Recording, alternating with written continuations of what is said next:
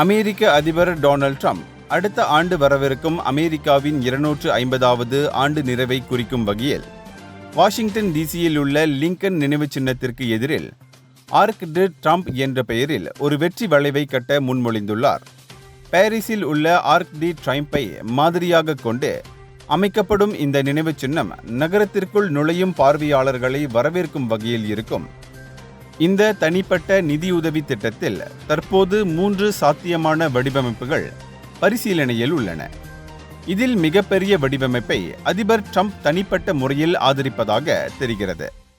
இது தவிர ட்ரம்ப் வெள்ளை மாளிகைக்கு $250 மில்லியன் செலவில் ஒரு புதிய பால்ரூமை கட்டவும் திட்டமிட்டுள்ளார்.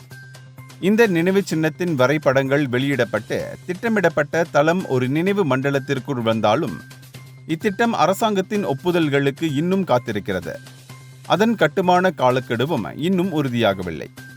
நாட்டில் நீடித்த ஒரு பாரம்பரியத்தை விட்டுச் செல்ல ட்ரம்ப் விரும்புவதால் இந்த திட்டம் அதன் வரலாற்று முக்கியத்துவம் குறித்து ஆர்வத்தையும் விவாதத்தையும் ஏற்படுத்தியுள்ளது.